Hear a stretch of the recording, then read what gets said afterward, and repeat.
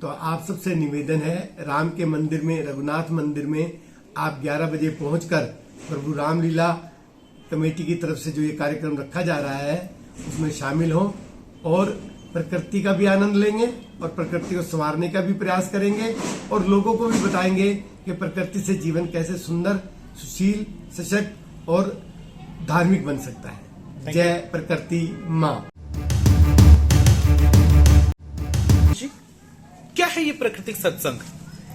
नमस्कार दोस्तों, आज इस धरती को सबसे ज्यादा जरूरत जो है वो प्रकृति चर्चा की है, प्रकृति के विषय में जानकारी लेने की है, विषय में जानकारी देने की है।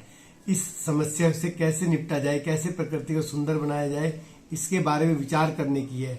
और ये विचार जब हम सब मिलकर करेंगे तभी उसको जो है प्रकृति को एक सही रूप और एक सही दिशा मिल पाएगी और एक सुंदरता मिल पाएगी।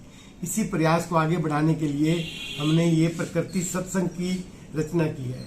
इसका मतलब ये नहीं है कि हम वहाँ पर जाएंगे और भजन करेंगे, कीर्तन करेंगे या जो है कोई अपनी अपनी कथा सुनाएंगे। वहाँ पर प्रकृति सत्संग का मतलब है कि हम प्रकृति में रहकर कैसे एक सुंदर जीवन जीकर जा सकते हैं और कैसे आने वाली पीढ़ी को एक सुंदर जीवन दिया जा सकता है, इस पर बातचीत करना, इस पर ध्यान लगाना और इसकी चिंतन करना और इसके विषय पर एक दूसरे को अपनी जानकारी शेयर करना, ये प्रकृति सत्संग है। तो मेरा निवेदन यही है कि इस सत्संग में जरूर शामिल हो। ये सत्संग भावनाओं को, आत्मा को, परमात्मा को, ज्ञान को, सबको एक साथ जोड़ने वाला सत्संग है।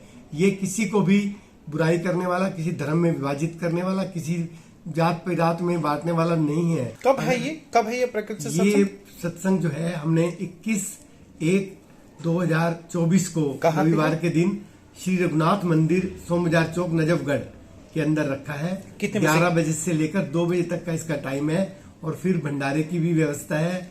तो मेरा सभी प्रभु प्रेमियों से, सभी प्रकृति प्रेमियों से हाथ जोड़कर विनम्र निवेदन है कि 21 तारीख को जरूर इस सत्संग में शामिल हो। सत्संग का मतलब होता है, मैं एक चीज जानना चाहता हूँ सर, 21 जनवरी क्यों?